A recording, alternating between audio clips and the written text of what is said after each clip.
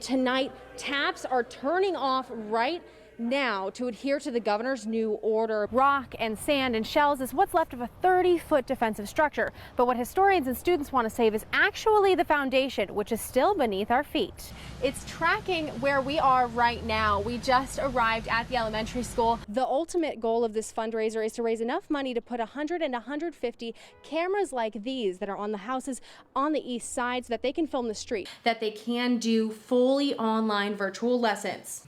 But the challenge, officials say, is getting them connected. You can't really tell it from inside Williamsburg Regional Hospital, but once you walk outside, you can see they've been operating out of these modular units for almost 3 years. Through the golf course behind me, but not before hitting this house first. It has an uprooted tree in the backyard and took off the roof. The girls sailed on this ship called the Liberty Clipper down the Atlantic coast, more than 400 miles from Norfolk, Virginia. Right in front of the Morris Island Lighthouse on the very edge of Folly Beach. It's kind of hidden in this brush, but this isn't the first time that cannonballs have been found in this area. So you can see behind me there's quite the police presence. EMS, we've seen helicopters circling the high school. We've also seen a lot of police coming in and out. One of the newest additions is this $200,000 flight simulator where students can take what they're learning in the classroom and put it to the test. Debris, things that you really, if you're out on these roads, need to pay attention to. This dance studio has done what many others have decided to do during the pandemic and bring their studio to the screen.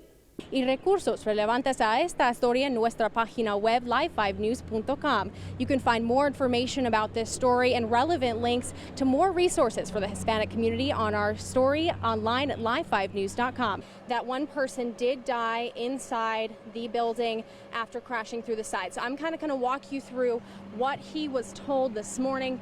Obviously, we have crews still here trying to set up power lines and restore power. However, if I turn away this way a little bit, he says that the car went all the way through that parking lot and to this building. Crews clean up after a wind-whipping morning. Windows blown out. Takes your breath away. It was blowing and whipping and pretty scary there for a little while. You can see this house behind me has got the roof off. Officials estimate 20 to 30 homes have significant damage after a possible tornado ripped across the island. The damage we're seeing here is similar to some of those I've seen from some of the hurricanes we've had. But unlike a hurricane, the storm was concentrated. You'll see a house that's perfect and one that's torn up. And it was just like somebody drew a line through it. It was absolutely amazing, you know. And that line of damage extends from the ocean front beyond through the golf course behind me, but not before hitting this house first. It has an uprooted tree in the backyard and took off the roof. It just hit about 8:30 this morning, and they were here. Johnny Herndon's father-in-law and his wife, both in their 80s and 90s, were inside. They rode out the storm in a downstairs room. Their family is still speechless. What do you say in a situation like this? Yep. It is what it is. Despite the damage, police say no one was injured. Right now, we got to try and get everything going again. We've done door-to-door on all the damaged houses, so we know there's nobody trapped inside or anything like that. Reporting on Edisto Beach, Lillian Donahue, Live 5 News. Well, while we know that candidates will be taking the stage here at the Gilliard Center in 2.5 weeks, if you wanted to secure your spot in the audience, your chances are pretty slim. Now, voters want to make sure that debates like this in the future are more accessible to people. This is pretty much the first election that we've both really been involved, especially with the primary process and everything. Peter Davis and his girlfriend Emily Kiley have been politically active for months ahead of the South Carolina primary. We watch every debate that goes on, so now that one's coming to Charleston, that's insanely exciting for us. They're two of more than 800 people who have already signed up to volunteer ahead of the event. So of course, first thing we do is we look for tickets, but there was no access to tickets on any Democratic site that I could see. That's because tickets aren't readily available. This is something that the average person doesn't usually get to go to these. The only guaranteed way to get a ticket to the debate is to become a sponsor. Sponsorship ranges from more than $1,700 all the way to more than $3,000 each for attendance to multiple First in the South events.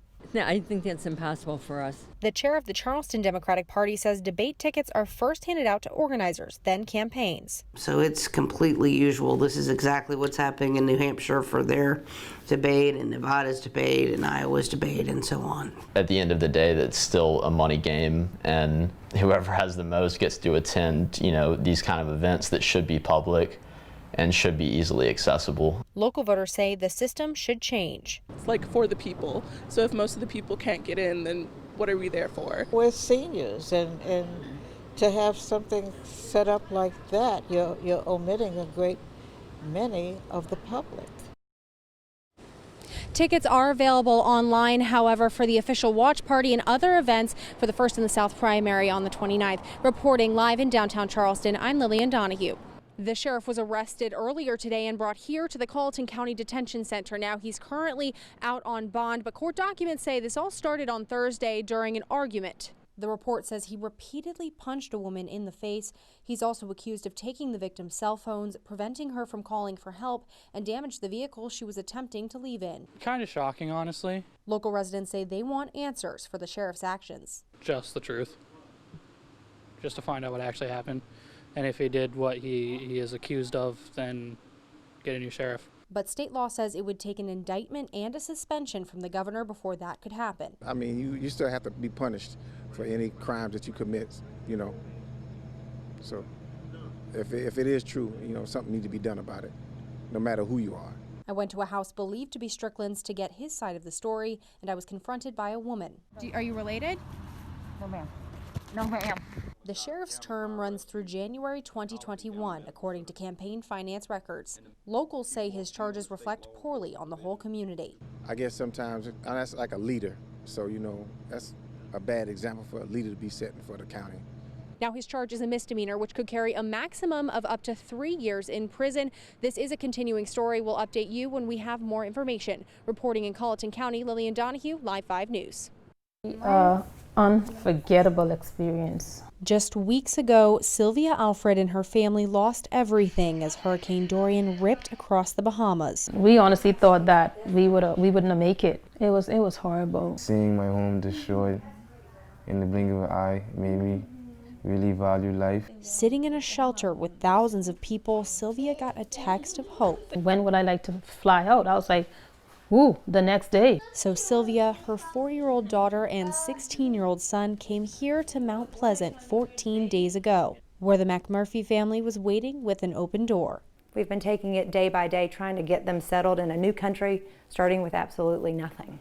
Since then, hundreds of people in the community have reached out to the family, donating all they can. Charleston has always been a special place. You know it, but when you see people show up day in and day out to help support them, it's amazing. Some even offering part-time work. The really cool thing for all of us is to just be able to help.